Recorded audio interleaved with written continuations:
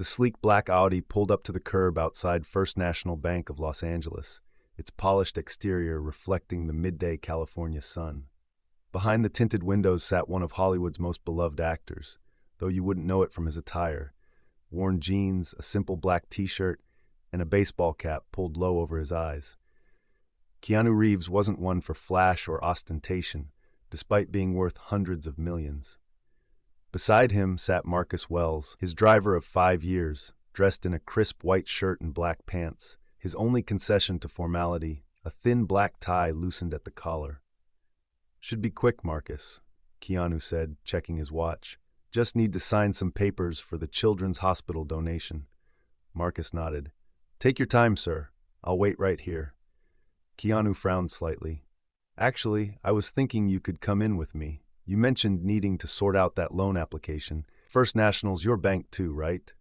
Marcus shifted uncomfortably in his seat. "Yes, but I wasn't planning to." "No time like the present," Keanu said with that characteristic half-smile. "Besides, I could use the company.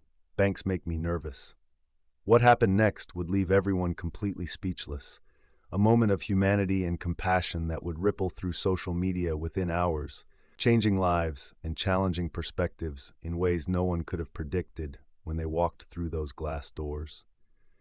If you're enjoying this story so far, let us know where you're watching from in the comments below. Subscribe to our channel for more inspiring celebrity encounters. We post new content every day. The Marble Fortress, First National Bank of Los Angeles, was an imposing structure of marble and glass, designed to intimidate as much as impress. The cavernous main hall echoed with the click of expensive heels on polished floors, the hushed conversations of wealth management, and the soft electronic chime of teller stations calling the next customer. Marcus and Keanu entered side by side, an unremarkable pair to most casual observers. Though Marcus walked with the straight-backed posture of someone who had spent years in service positions, there was an easy familiarity between them. Not quite friends, but something more than employer and employee. "Which department do you need?" Keanu asked, scanning the directory board. "Personal loans," Marcus replied quietly. "But really, Mr. Reeves, this isn't necessary. I can come back another day." "It's Keanu, Marcus. 5 years, man. Just Keanu." He clapped a hand on Marcus's shoulder.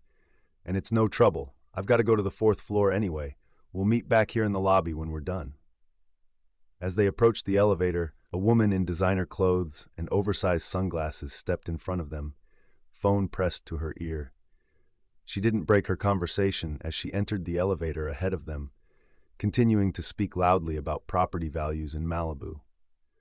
Keanu stepped back, allowing an elderly couple to enter before him. Marcus followed his lead. When they finally entered the elevator, Marcus pressed 2 for the personal banking floor, while Keanu pressed 4 for the wealth management department. The woman in designer clothes gave Marcus a dismissive once-over, her eyes lingering on his driver's attire before returning to her phone call. Keanu noticed but said nothing, simply offering Marcus a reassuring nod as the elevator doors opened at the 2nd floor. "Good luck with the loan. I'll see you soon." Marcus stepped out, straightening his tie as he headed toward the personal banking department, unaware of the humiliation that awaited him, and equally unaware of how his famous employer would soon turn this ordinary afternoon into something extraordinary.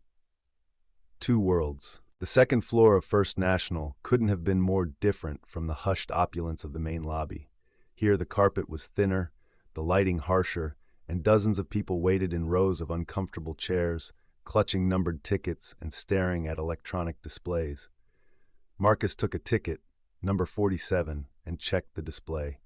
They were serving number 31. With a sigh, he found an empty seat between a young woman with a sleeping baby and a middle-aged man in painter's clothes. The contrast between the 1st floor and the 2nd told a clear story about how the bank viewed its different classes of customers. Marcus had been saving for months to apply for this loan, money to help his mother renovate her small house after a pipe burst had caused significant water damage. Insurance had covered some costs, but not nearly enough. 16 people ahead of him meant at least an hour's wait. He pulled out his phone to text Keanu that he might be a while, but hesitated. It still felt strange, even after 5 years, to message one of the world's biggest movie stars so casually. Instead, he opened the bank's loan application on his phone and began reviewing the details again. Meanwhile, on the fourth floor, Keanu was being escorted past elegant seating areas where customers were served coffee in real china cups. His wealth manager, David Chen, greeted him with a firm handshake. "Mr. Reeves, always a pleasure. We have the paperwork ready for your foundation's donation to Children's Hospital Los Angeles. Remarkable gift, if I may say so." Keanu shrugged off the compliment. "They're doing the real work. I'm just signing a check." As David led him to a private office with floor-to-ceiling windows overlooking the city, Keanu thought about Marcus waiting downstairs. Something about the elevator woman's dismissive glance bothered him more than it should have. "How long do you think this will take, David?" he asked. "My driver's downstairs applying for a personal loan, and I'd like to check in on him if we go over half an hour." David's eyebrows rose slightly. "Your driver? I could have someone see if he's being helped. We could expedite things." "No need," Keanu said. "Let's just try to be efficient with the paperwork." 45 minutes later, with the donation documents signed and notarized, Keanu made his way back to the elevator. He'd sent Marcus a text, "Still waiting?" and received a quick reply. "Yes, sir. Number 43 now. Please take your time." Instead of heading to the lobby, Keanu pressed 2, the waiting game. Marcus had moved up 3 seats, now sitting beside an elderly woman who was nervously clutching a folder full of documents. He checked the display again. Number 43 was being served, just as his phone buzzed with Keanu's text. He replied quickly, feeling slightly embarrassed that his boss might be kept waiting because of him. The bank's loan officer, a thin man with slicked-back hair and an expensive-looking suit, called "Number 43" with thinly veiled impatience. The elderly woman beside Marcus struggled to her feet, dropping some of her papers. Marcus quickly helped her gather them. "Thank you, young man," she said, her hands trembling slightly. "I'm so nervous. They've already denied my application twice." "Good luck," Marcus said sincerely. "I hope it works out this time." As she made her way to the loan officer's desk, Marcus couldn't help but notice the man's irritated expression, the way he barely looked at the woman as she sat down. The entire floor had the feel of an assembly line. Process them, deny most, approve few, move on to the next desperate person. 10 minutes later, the elderly woman emerged from the desk, wiping tears from her eyes as she shuffled toward the elevator. The loan officer called "Number 44" with the same bored efficiency. Marcus felt a surge of doubt. His application was solid. He had a steady job, good credit, and the loan amount was reasonable. But watching the woman leave in tears made the process suddenly seem arbitrary and cruel. He was so lost in thought that he didn't notice the tall figure that had emerged from the elevator until he was standing right in front of him. "How's it going?" Keanu asked, taking the empty seat beside him. Marcus straightened in surprise. "Mr. Reeves, you didn't have to come down. I'll probably be another half hour at least." Keanu looked around the crowded room, taking in the stark difference between this floor and the one he'd just left. "No problem. I don't have anywhere to be until this evening." "But," Marcus began to protest. "I'll wait with you," Keanu said simply, removing his cap and running a hand through his dark hair. "Unless that makes you uncomfortable?" Marcus shook his head. "No, not at all. It's just unexpected." Several people had begun to stare, whispers rippling through the waiting area as recognition dawned. Keanu nodded politely to those making eye contact, but otherwise sat quietly beside Marcus, seemingly unbothered by the attention. "The woman who was sitting here before," Marcus said quietly. "I think she was denied again. She seemed devastated." Keanu's eyes followed the direction Marcus was looking, catching sight of the elderly woman who now stood by the elevator, still wiping tears away. "Number 45, the loan officer called. Before Marcus could say anything else, Keanu stood up and walked over to the elderly woman. The room fell silent as people watched Hollywood royalty approach a weeping stranger in a community bank. What Keanu did next would be recounted hundreds of times in social media posts and news articles in the days to come. "Shh, a simple question." "Excuse me," Keanu said softly to the elderly woman. "Are you all right?" She looked up, confusion giving way to shock as she recognized him. "Oh my goodness, you're just someone concerned," he said gently. "I couldn't help but notice you seemed upset." The woman clutched her folder tighter. "They denied my loan again. Third time. I need to repair my roof before winter, and I just—" Her voice broke. "I'm a retired teacher. I've banked here for 40 years. Marcus had approached quietly, standing a respectful distance behind Keanu. Other customers were watching openly now, and even the bank employees had stopped pretending not to notice. "Number 45, the loan officer called again, more insistently. A young man hurried forward, but Keanu had already turned toward the loan officer's desk. With a gentle hand on the elderly woman's elbow, he guided her back toward the desk. "Excuse me," Keanu said to the loan officer, whose irritated expression froze when he recognized the actor. "I believe this lady was just with you, and there seems to be a problem with her loan application." The loan officer, his nameplate read Richard Wilson, swallowed hard. "Mr. Reeves, what an honor. But I've already called the next number, and Mrs. Garcia's application simply doesn't meet our criteria." "I understand you have procedures," Keanu said, his voice still calm but carrying a new undertone of firmness. "But I'd like to understand exactly why her application was denied." Richard Wilson looked around nervously, clearly aware that everyone on the floor was watching and listening. That would be confidential banking information, sir." Mrs. Garcia spoke up, her voice stronger now. "I have no problem with him hearing it. Maybe he can make sense of it, because I surely can't." Wilson's face flushed red. "Very well. Mrs. Garcia has insufficient income to qualify for the $15,000 home repair loan. Her pension is her only income, and it's below our minimum requirement for that loan amount." "Despite her 40-year history with the bank?" Keanu asked. "History with the bank isn't a criterion in our algorithm," Wilson replied stiffly. Keanu nodded slowly. "I see. And who would I need to speak with about reviewing this case personally, rather than algorithmically?" The loan officer's eyes darted toward a glass office at the end of the floor, where a woman in a sharp suit was already watching the situation unfold with concern. "That would be Mrs. Patel, our department manager," Wilson admitted. "Excellent," Keanu said. "Mrs. Garcia, would you mind if we speak with Mrs. Patel together?" The elderly woman looked up at him with astonishment. "Why would you do this for a stranger?" Keanu smiled that gentle, familiar smile that had endeared him to millions.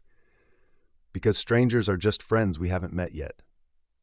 As they walked toward Mrs. Patel's office, Marcus stood frozen, his ticket still in hand, watching his employer champion an elderly woman's cause in the middle of a bank without a second thought for how much time it might take or what anyone might think. "Number 46, Wilson called, visibly flustered by what had just transpired. Marcus barely heard him, still watching as Mrs. Patel hurriedly opened her office door to welcome Keanu Reeves and Mrs. Garcia. The whispers around the floor had grown louder, and several people were surreptitiously taking photos with their phones. "Number 46! Last call!" Wilson repeated impatiently. A young bank employee appeared at Marcus's elbow. "Sir, are you number 46? Marcus tore his gaze away from the scene and checked his ticket. "No, I'm 47. "Number 47, then," the employee said with a smile. "Mr. Wilson is ready to see you now." "But what about 46? Marcus asked, confused. The employee lowered her voice. "They didn't show up, and Mr. Wilson is eager to move things along given the situation." She nodded toward Mrs. Patel's office. Marcus approached Wilson's desk with trepidation, aware that the loan officer's humiliation was evident in his flushed face and tight expression.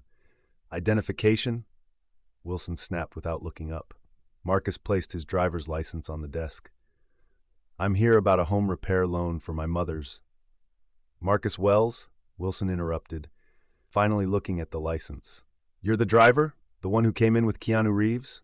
Marcus nodded uncomfortably. "Yes, I'm his driver." Wilson's demeanor changed instantly, a sycophantic smile replacing his previous scowl. "Well, why didn't you say so? Please, have a seat, Mr. Wells. I'm sure we can process your application right away." And just like that, Marcus realized he was about to experience both sides of this story, the humiliation and what would come after. The turning tables. "I don't understand," Marcus said, sitting stiffly in the chair across from Wilson. "A moment ago you called number 47 impatiently. Now you're offering special treatment because I work for Keanu Reeves?" Wilson's smile didn't waver, though it didn't reach his eyes.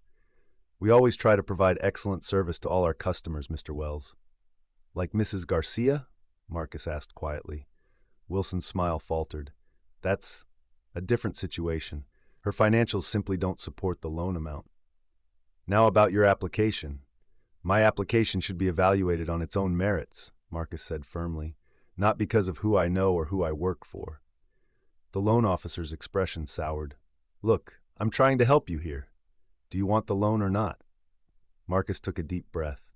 5 years as Keanu's driver had taught him a lot, about patience, about dignity, about standing your ground without losing your composure. Yes, I want the loan, but I want it because I qualify for it. My mother's house needs repairs after water damage. I have good credit, stable employment, and I can afford the monthly payments. Wilson sighed dramatically and turned to his computer.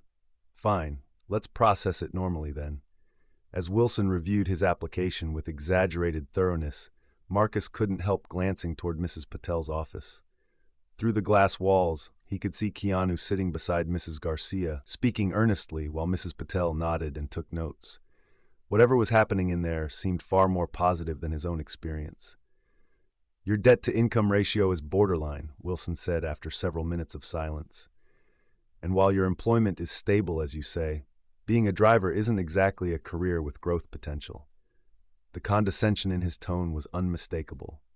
Marcus felt a flush of embarrassment, then anger.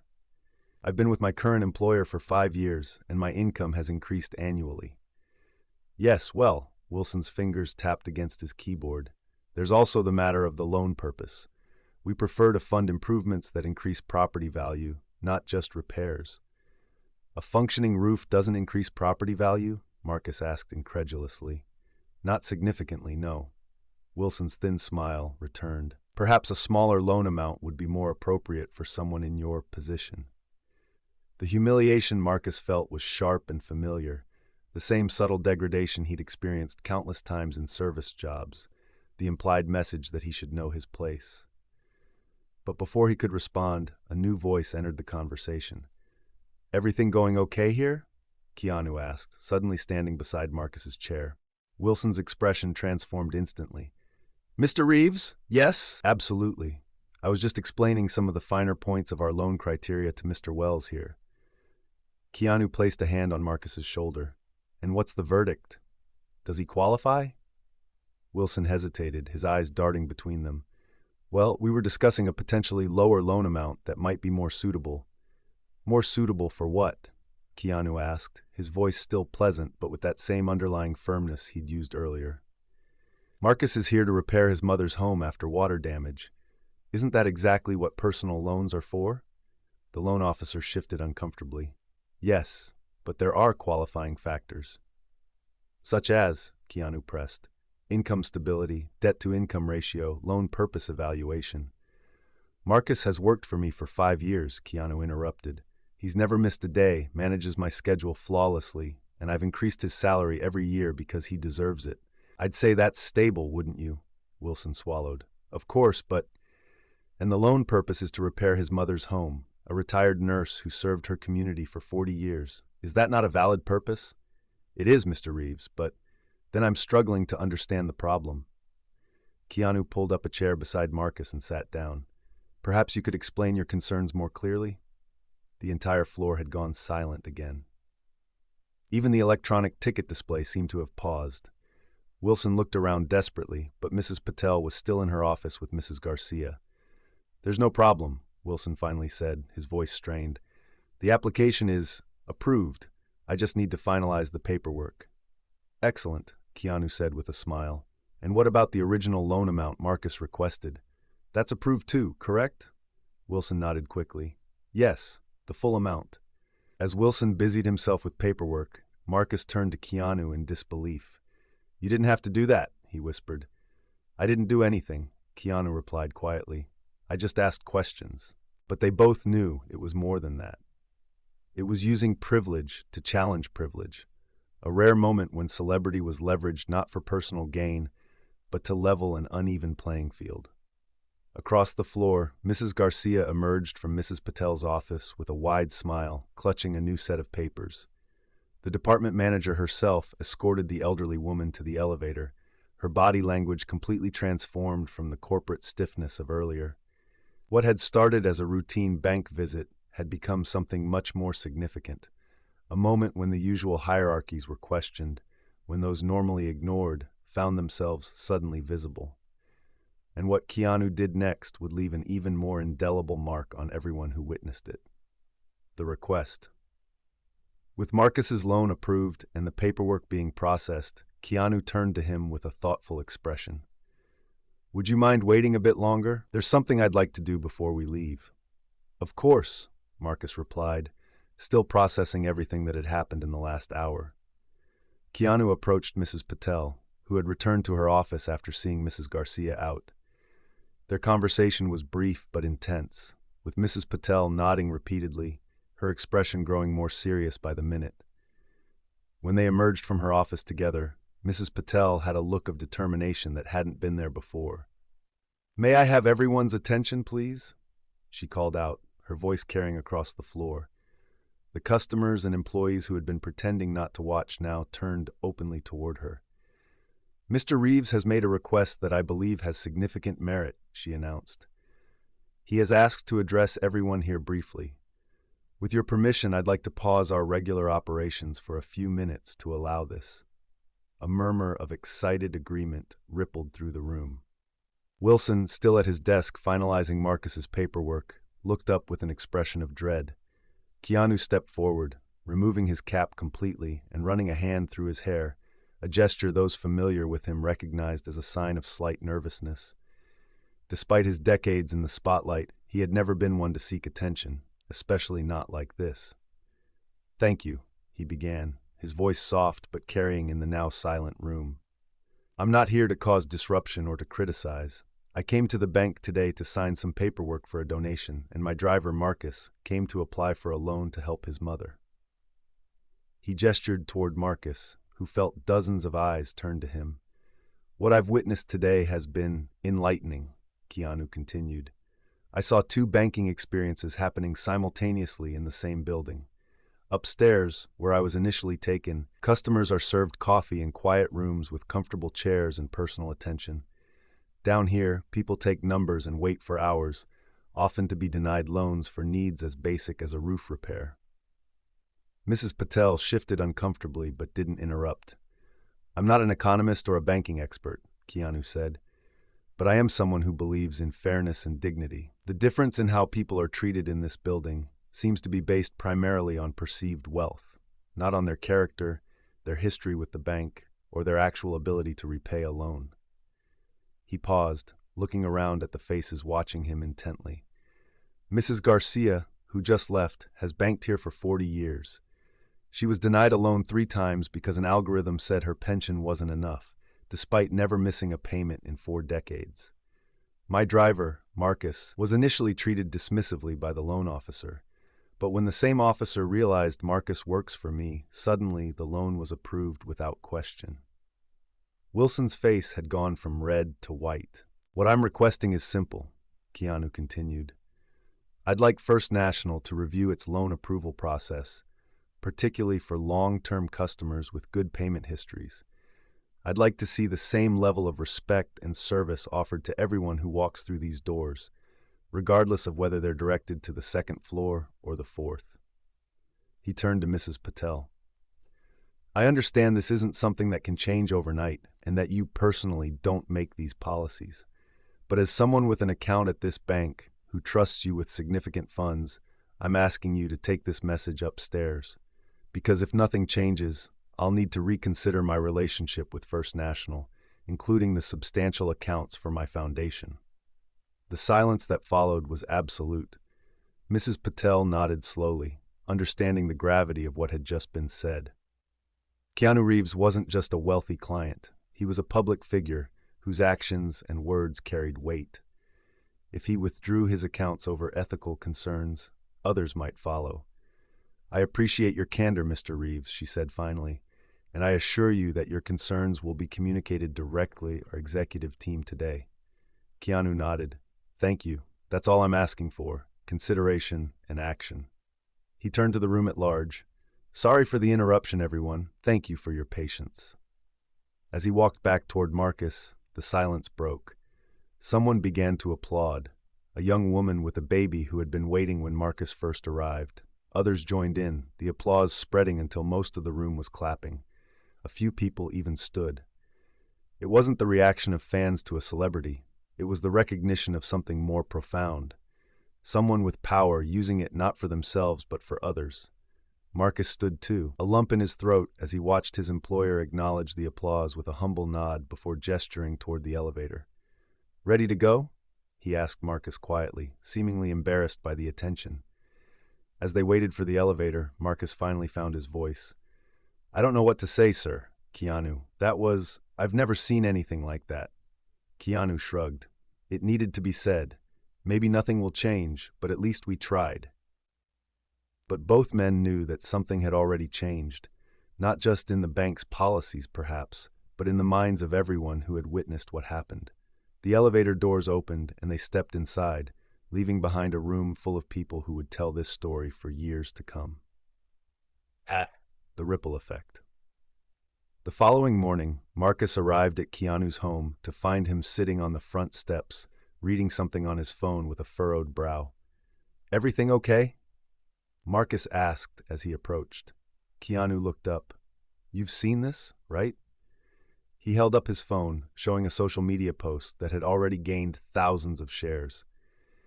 It was a photo taken in the bank the day before, showing Keanu standing in the middle of the floor addressing everyone. The caption read, "Yesterday at First National Bank, Keanu Reeves stood up for an elderly woman denied a loan and called out the bank's two-tier treatment system. When his own driver was humiliated by a loan officer, Keanu stepped in and demanded equal respect for all customers. Hollywood's kindest star strikes again. Be more like Keanu." Marcus winced.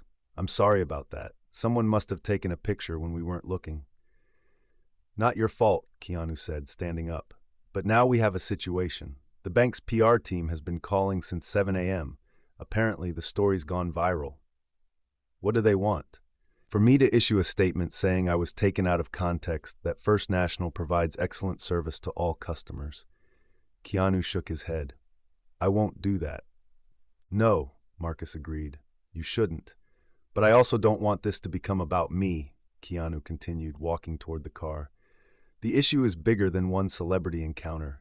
It's about systemic problems in banking, in customer service, in how we value people." As they got into the car, Keanu's phone rang again. He checked the number and sighed. "My publicist now. I should take this." Marcus drove in silence, occasionally catching fragments of Keanu's conversation in the back seat. "No, I won't do a TV interview. Yes, I stand by what I said. No, this isn't about publicity." When the call ended, Keanu leaned forward. "Change of plans, Marcus. Can we go to First National's headquarters instead of the studio? The CEO wants to meet." Marcus adjusted course, heading downtown. "They must be taking this seriously." "They're taking the public relations nightmare seriously," Keanu corrected.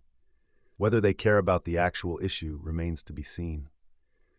3 hours later, they emerged from First National's gleaming headquarters tower. Keanu looked tired but satisfied as he slid into the back seat.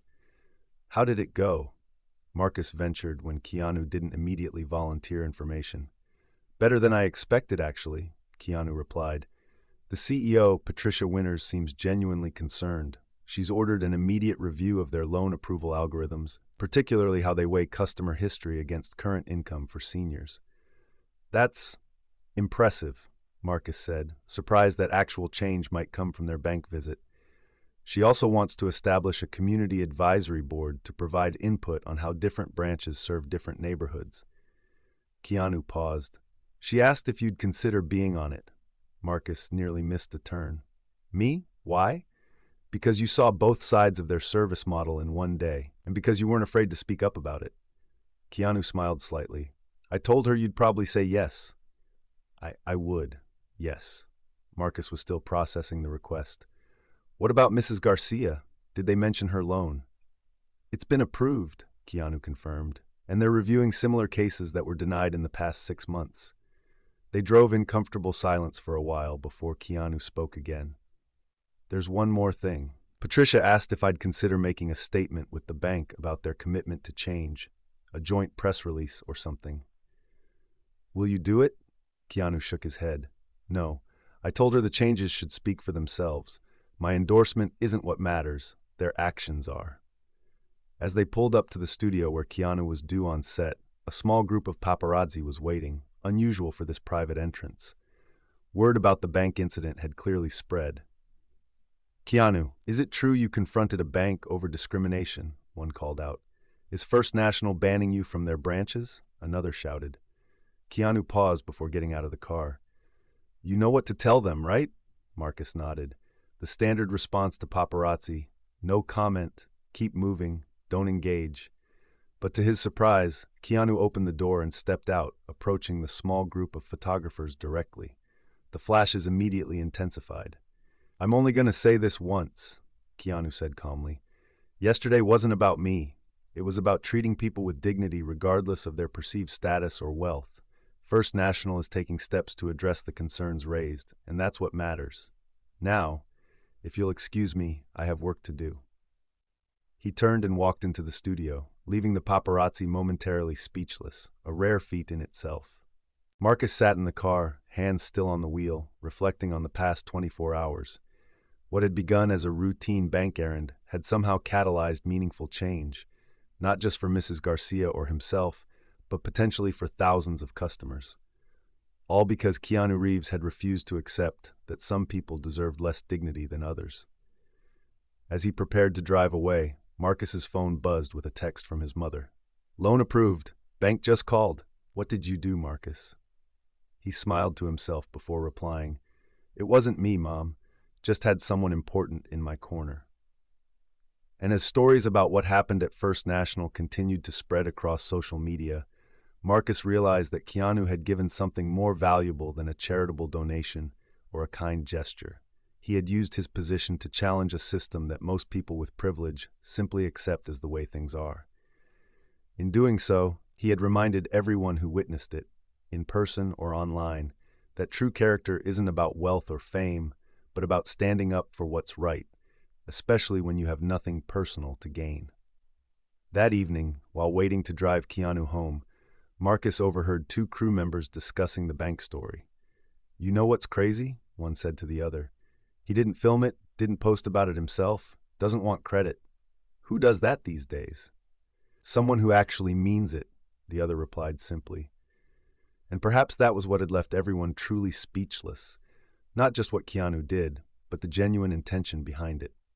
In a world of performative activism and carefully curated social media personas, his sincere concern and willingness to act without seeking recognition stood out as something rare and precious. As Keanu emerged from the studio later that night, looking tired after a long day of filming, Marcus opened the car door for him with a new sense of respect and gratitude. Home, sir? He asked. Keanu smiled that familiar, slightly lopsided smile. Home, Marcus. And tomorrow, let's check in on Mrs. Garcia, make sure that roof repair gets scheduled before winter. Absolutely, Marcus replied, realizing that for Keanu this wasn't the end of a viral moment. It was the continuation of how he moved through the world every day, seeing the humanity in everyone and acting accordingly.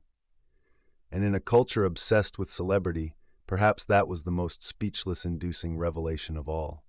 That one of Hollywood's biggest stars measured success not by awards or box office numbers, but by the simple metric of whether he'd made someone else's life a little better that day.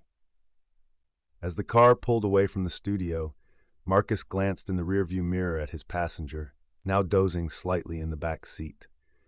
The man behind the internet's favorite memes and action franchises, who could have easily stayed on the fourth floor of First National and signed his papers in comfortable privacy, but who instead had chosen to see, to speak, and to act. In that moment, Marcus understood why the story had resonated with so many people. In a world that often seemed designed to make ordinary people feel small and powerless, Keanu Reeves had reminded everyone that sometimes all it takes is one person willing to stand up and say, "This isn't right, and it doesn't have to be this way." And that, perhaps, was the greatest plot twist of all.